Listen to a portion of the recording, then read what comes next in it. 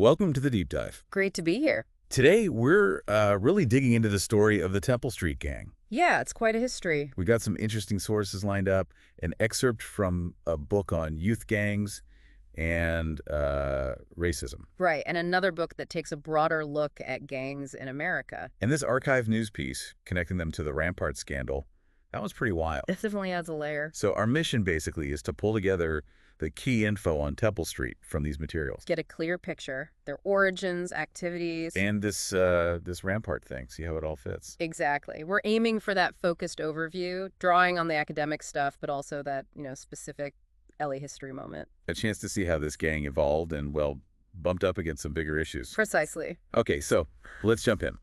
Beginnings. Our sources put the founding way back 1923. 1923, yeah, in Los Angeles. That's pushing a century ago. It really is. What does that kind of longevity, tell you about a group like this? Well, first off, it shouts entrenchment, doesn't it? This isn't some flash-in-the-pan group. Right. To last that long, they likely built, real community ties, maybe even generational links, families involved over decades.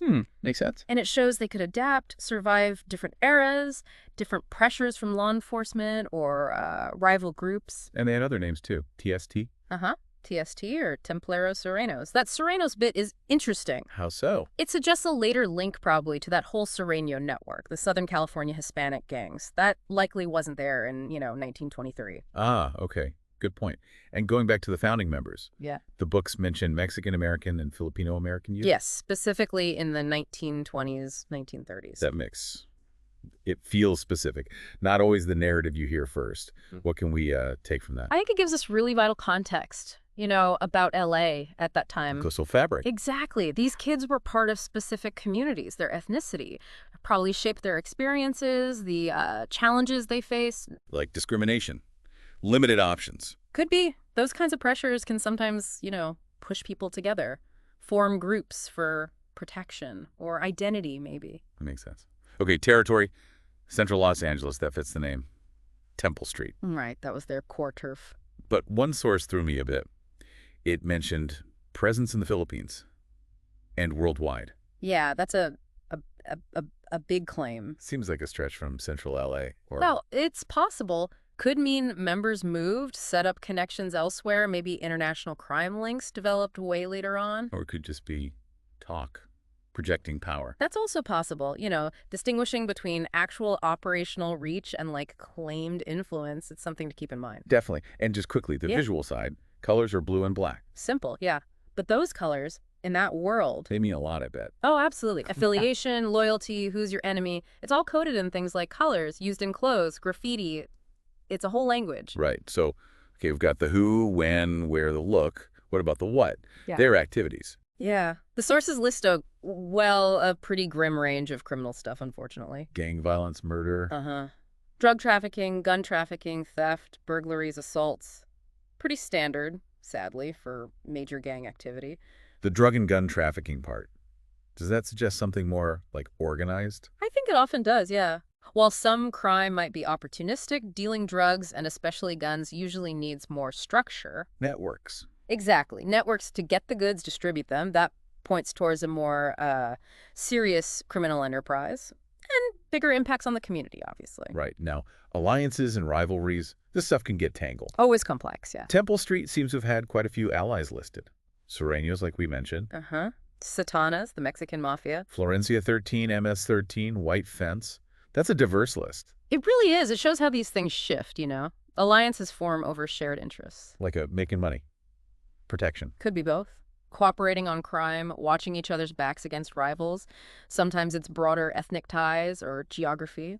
The Mexican Mafia link seems significant, though. Very. Often implies a kind of hierarchy or at least a shared interest in controlling turf or rackets. It's a whole ecosystem, really. Okay. And on the flip side, the rivals. Norteños and the 18th Street Gang. Both major players themselves. Oh, yeah. Big time. So those rivalries would mean serious, ongoing conflict. The Norteños make sense, right? Given the Sureño affiliation you mentioned.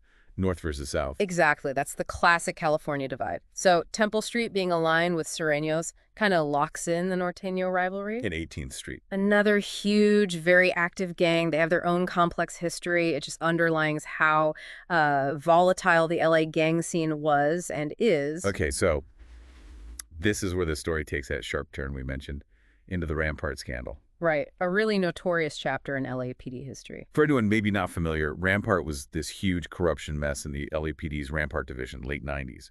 Involved their anti-gang unit, CRS. Yeah. Community resources against street hoodlums. Yeah. Kind of ironic, given what happened. Seriously.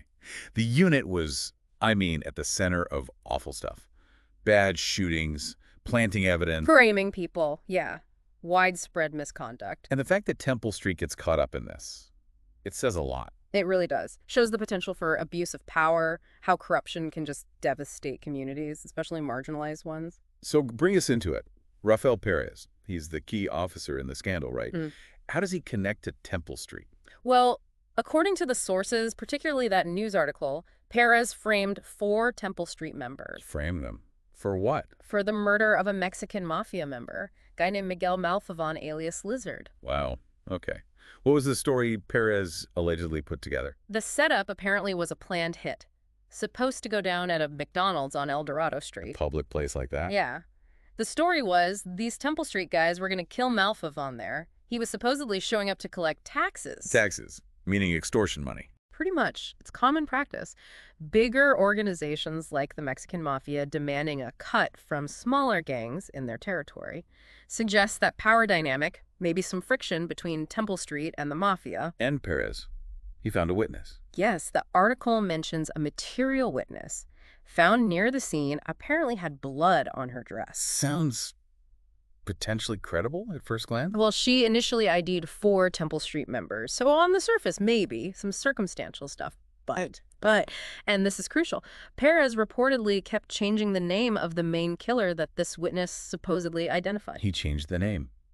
Multiple times. That's what the source indicates, which, that just blows the whole thing up, doesn't it? Yeah, that sounds like manipulation. Like he was building a story. Strongly suggests he was trying to fit a narrative, not find the truth, but pin it on someone specific for his own reasons. And who did he ultimately land on? The source names an individual, Anthony Stymie Adams. He got framed. Framed how? Was he one of the McDonald's shooters in the final story? No, that's the other bizarre twist. Adams was framed as having shot Malfavon in the head with a rifle in a nearby apartment, not at the McDonald's at all. Wait, so the location changed? Yeah. The weapon changed?